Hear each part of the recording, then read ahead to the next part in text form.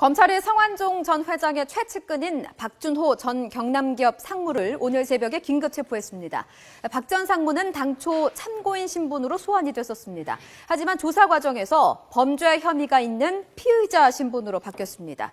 박 전 상무는 성 전 회장의 정치자금 전달 의혹이나 비밀장부 존재 여부는 알지 못한다고 혐의를 부인하고 있는데요. 검찰의 생각은 다른 것 같습니다.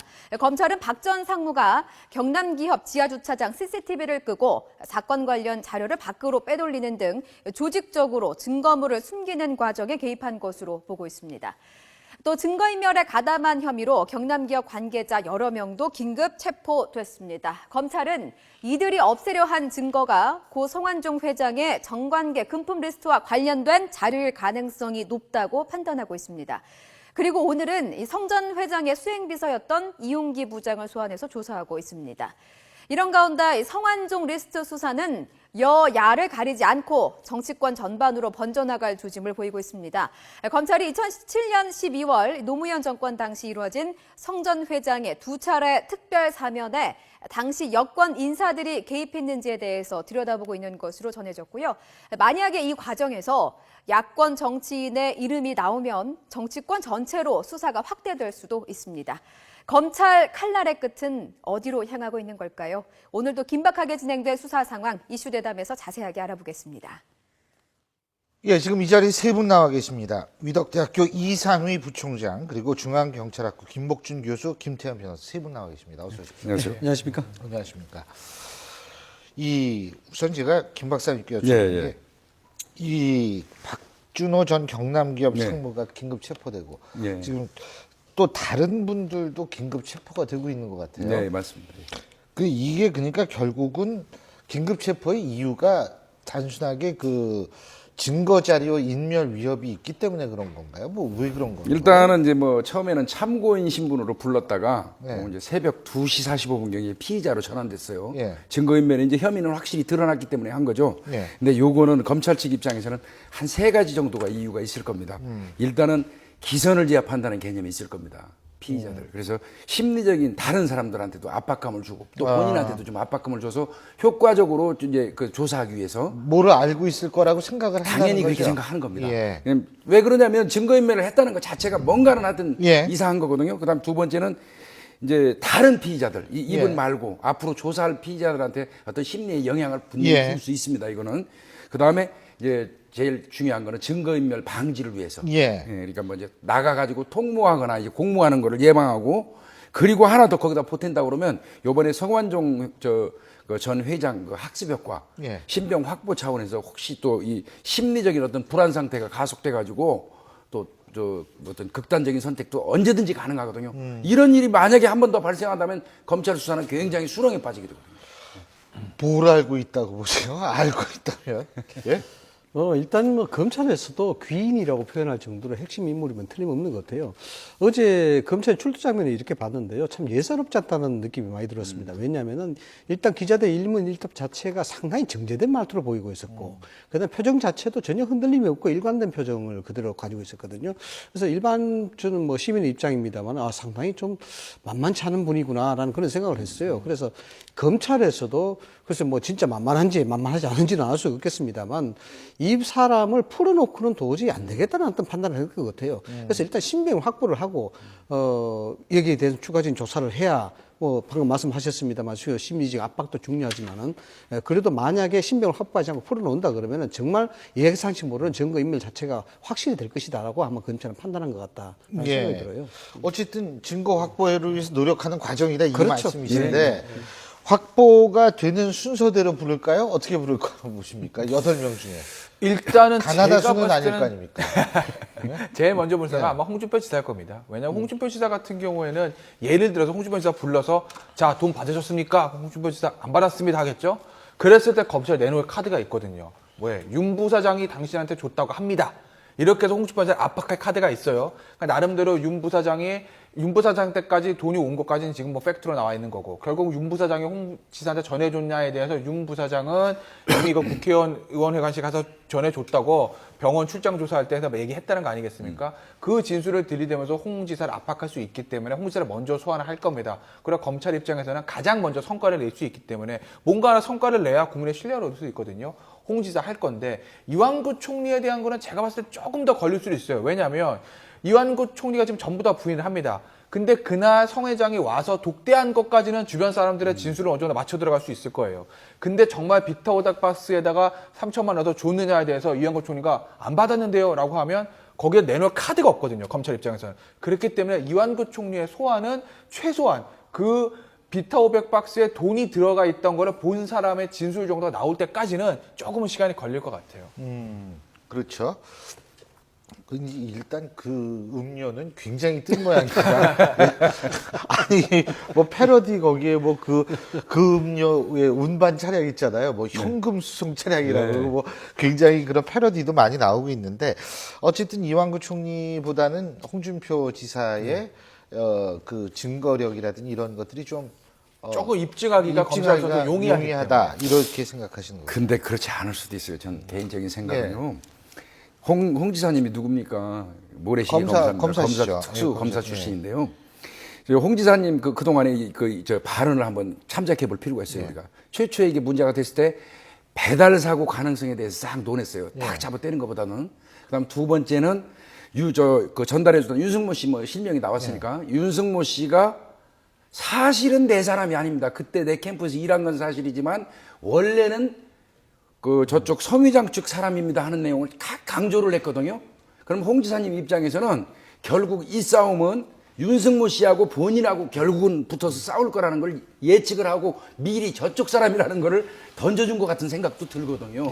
쉽지는 않을 겁니다. 좀 부연해서 이제 설명을 드리자면 홍 지사 측하고 아침에 제가 이제 전화를 통화를 해봤습니다. 무엇이 가장 걱정이 되느냐라고 물었더니 뭐 거기에 대해서는 적답은 안 했지만 이런 생각은 있는 것 같아요. 뭐냐면은 윤승모 씨가 그 입에 달려 있기 때문에 홍 지사의 정치적 문제가 뭐 지금 현재로서는 정치 타격을 입을 수밖에 없는 그런 상황이죠. 그러나 이제 윤승모 씨가 홍 지사의 채권이냐 아니냐 이 부분에 대해서 좀 민감해야 한다라는 생각이 들었어요. 왜냐 그러면은 2010년도와 2011년도에 두 번 당대표 경선이 나왔었는데 2010년도 당대표 경선이 나왔을 때는 윤승모 씨가 공보특보를 만들어 했습니다. 직접 조직에 참여해서 활동을 했는데 2011년도에서는 아무런 직책을 맡지 않고 했어요. 돈을 받았다는 시점이 2011년도거든요. 그 공보특보든지 어떤 직책을 안 받았기 때문에 홍 지사로서는 그게 이제 변명의 후신은 될 수가 있어요. 그러나 홍 지사 측에서 이제 걱정하는 것은 이것이 돈을 받고 안 받고 이건 뭐 법 앞에 모두 평등해야 되니까 죄가 있으면 죄를 받아야 되겠지만은 다만 정략적으로 어떻게 자기가 피해를 볼 수 있지 않느냐 이런 걱정을 좀 하는 것 같아요. 그럴 수 있겠죠. 자, 그리고 마침 오늘 이상희 부총장께서 나와 주셨으니까 청와대에도 계셨으니까 지금 이 특사 문제, 이 진실 공방이 이명박 전 대통령 측하고 쉽게 얘기한다면 노무현 전 대통령 측하고 이게 진실 공방이 벌어지고 있는 거나 마찬가지거든요. 자, 그래서 이제 좀 여쭤보는데 우선 뭐 아시겠지만 지금 이명박 정부 시절에 법무비서관을 지낸 권성동 새누리당 의원 같은 경우에 자 그래픽 잠깐만 보여주시겠어요? 지금 이런 주장을 하고 있습니다.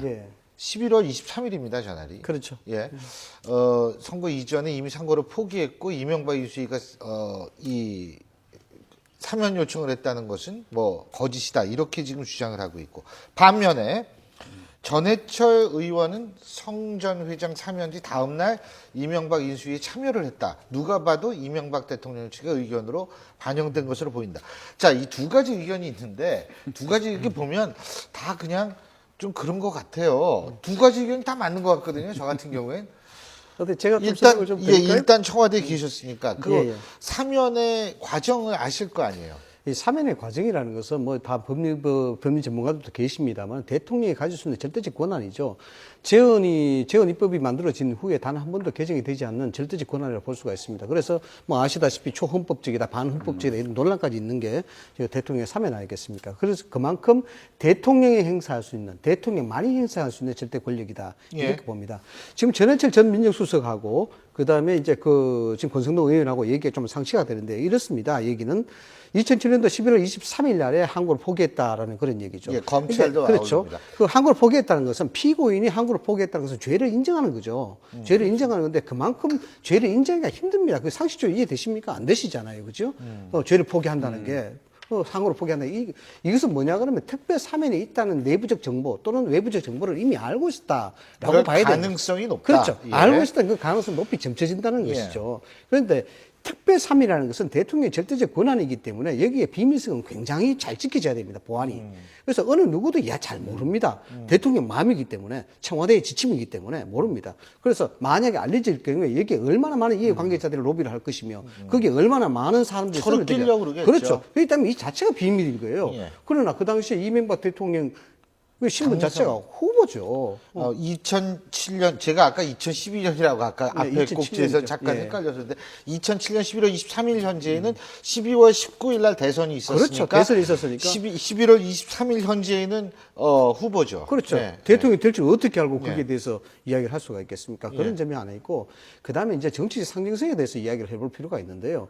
정치적 상징성에서 소위 말하자면은 이명박 당선자와 예. 노무현 대통령이 소위 딜을 했다. 라고 보는 거 아니겠습니까? 뭐 성완종 전 회장을 좀 봐줘라든가 이런 얘기 했다는데 그만큼 정치적 딜을 할 수 있는 그런 가치가 있는 사람인가에 대해서는 우리가 생각을 해봐야 될 필요가 있다는 것이죠. 예.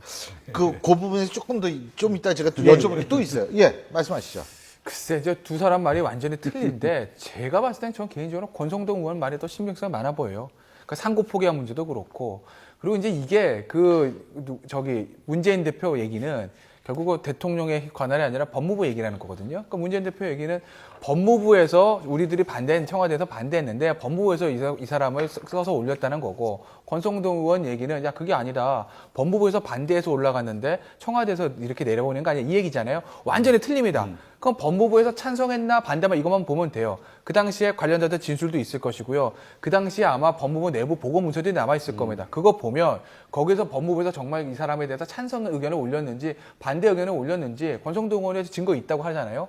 그것만 보면 과연 그때 로비가 있었는지까지는 밝혀질 수는 없겠지만 과연 이게 MB의 정부 작품인지 노무현 정부 작품인지는 쉽게 그런 거 알아낼 수 있을 거라고 봐요. 저는. 예, 김 박사님. 권성동 의원은 그 당시 법무비서관이죠. 예. 그러면 조금 전에 우리 김태현 변호사가 법무비서관이었어요. 얘기한 것처럼 검찰 쪽에서 있었던 내용들을 그런 서류 같은 걸 봤을 가능성은 볼 충분히 가능성이 개연성은 높죠. 있어요. 예. 하여튼 뭐 이제 결론적으로 얘기하면 사면 안 시켰으면 오늘날 이런 일도 없었을 것 같은데 그게 사면이 문제인데 이런 말이 있지 않습니까?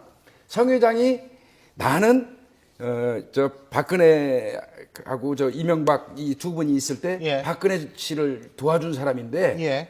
예, 그렇게 본인이 얘기했어요. 예. 그렇다면 이명박 MB 정권에서 이분을 사면할 이유는 사실 없잖아요.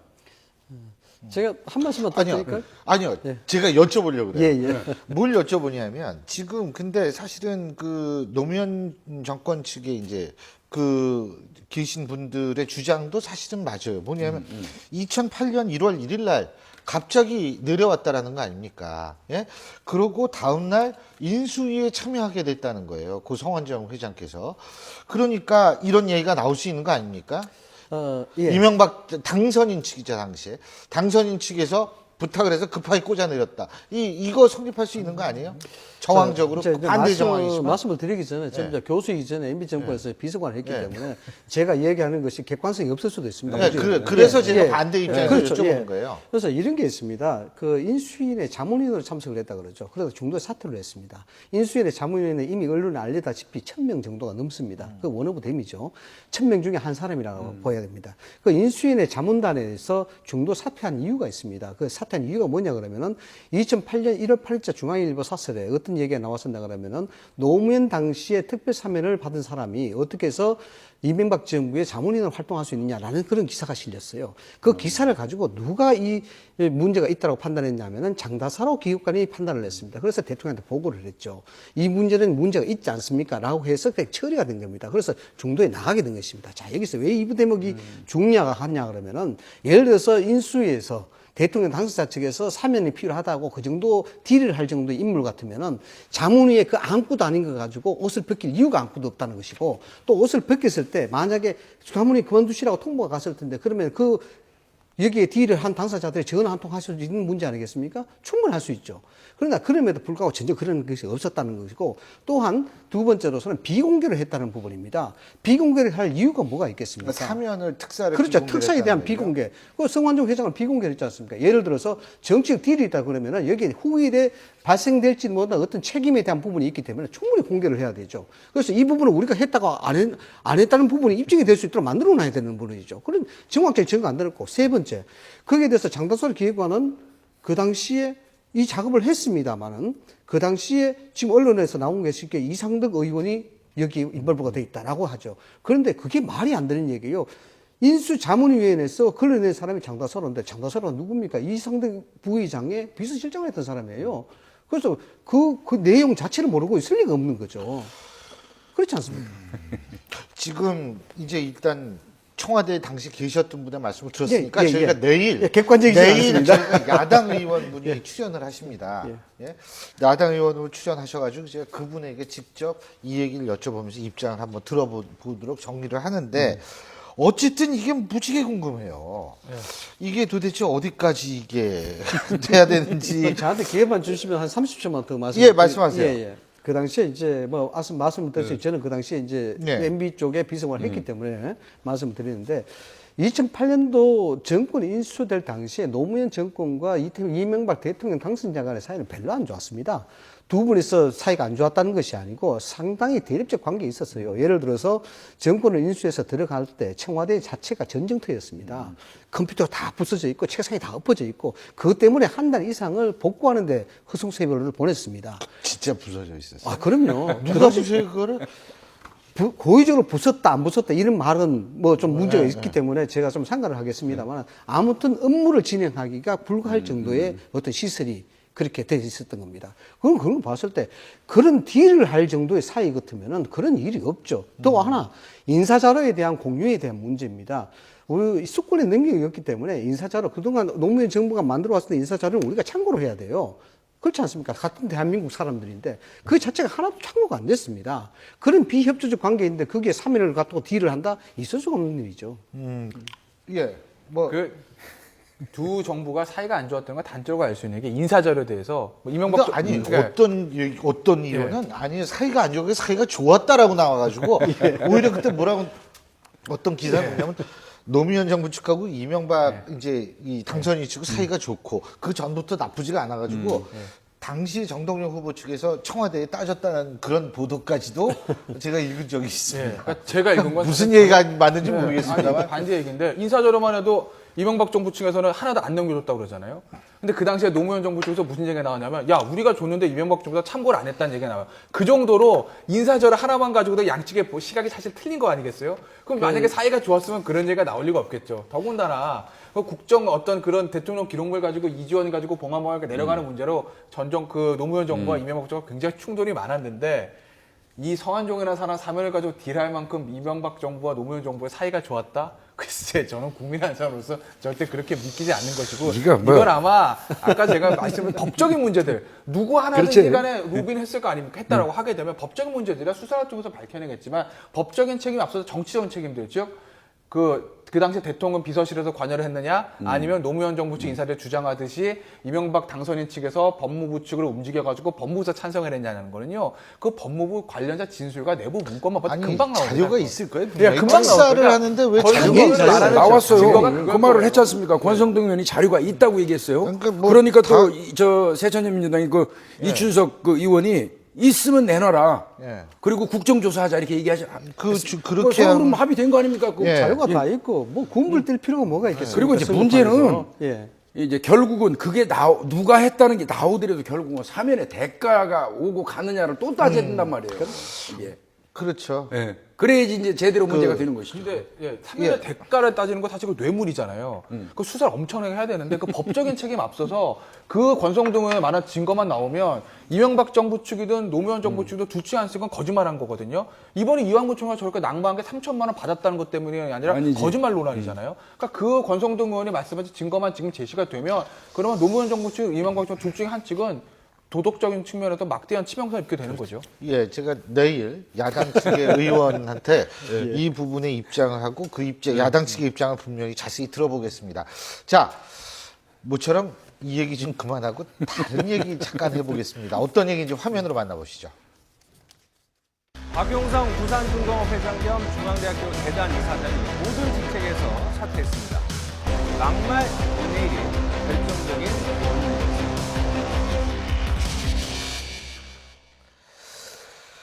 예, 지금 중앙대학교 재단 이사장이자 두산공업 회장을 맡고 있는 박용성 회장이 모든 직책에서 물러나겠다. 근데 이 과정에서 이 과정이 아니고 사실은 그 다른 거였었죠. 그 청와대 교문수석 하시던 분에 관련 수사를 하다가 이 이메일이 아마 튀어나온 모양인데, 자, 그래픽으로 잠깐 보여주시겠습니까?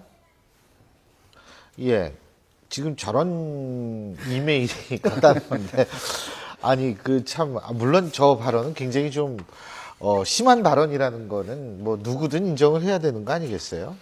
우리 앵커님도 교수, 예, 저도 뭐 19년 교수이기 차입니다. 때문에 이게 참 남의 일 같지 않아서 드릴 말씀인데, 중앙대가 사실 두산그룹에 인수되면서 좋아지긴 많이 좋았었습니다. 재무적으로 뭐 튼튼해졌고, 그렇지만은 언제부턴가 대한민국의 대학과 대한민국의 기업은 뭔가 경계가 모호해졌다라고 볼 수가 있을 것 같아요. 대학이라는 것이 사실 인성과 학문을 익히는 데 아니겠습니까? 그런데 기업이 대학을 인수하고 난 다음에, 물론 뭐 두산 박용성 회장께서도 여러 가지 훌륭한 일을 하셨습니다만, 기업이 인수하고 대학이 자본으로부터 독립이 되는 이유가 그만큼 학문 양성에 대해서 든든한 디펜스가 되어달라는 그런 얘기 아니겠습니까? 자본적으로. 그러면 그에 대해서 관여를 안 해야 되는 게 사실 맞는 얘기죠. 예를 들어서 학과가 인기가 없다고 해서 무조건 철폐를 시켜버리고 없애버리면은 대한민국의 교육이라는 게 어디로 가겠습니까? 이런 부분들이 문제가 될 수밖에 없고, 이번 기회로 사실상 대학에 대한 참된 의미를 한번 살펴볼 수 있는 담론이 생길 수 있는 그런 기회가 됐으면 참 좋겠다는 생각이 듭니다. 예. 그게 모든 기업인이 그런 건 아니지만요. 이 기업인들의 정서가 대학에도 지금 적용하는 거거든요. 대학을 무슨 마치 돈벌이나 자기 자신의 어떤 명예를 위한 걸로 생각하는 것 같은 그런 느낌. 사실 그 교수들을 상대로 해가지고, 대학의 교수들을 상대로 해가지고 뭐 목을 길게 빼고 있으니까 저쪽으로 나오는데, 그럼 이분의 정서는 그런 것 같아요. 어떻게 보면 그런 추정이 가능해요. 교수도 자기가 데리고 있는 회사 직원 내지는 하수인 언제든지, 요전에 조현아 땅콩 사건, 회항 사건 때 갑질처럼 말이죠.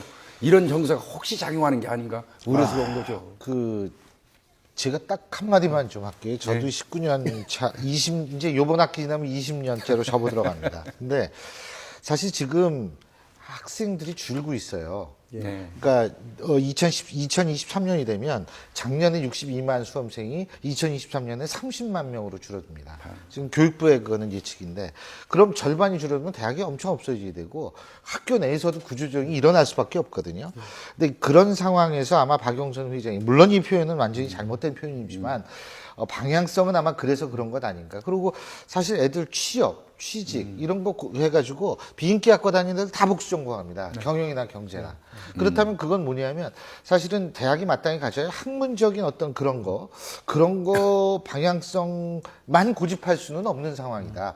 이 점을 제가 좀 지적을 하고 싶은데 벌써 끝내야 된다라고 막 뒤에서 소리가 들립니다. 자, 그러면 오늘 세 분 말씀 여기서 듣죠. 좀 많이 도와주십시오. 고맙습니다.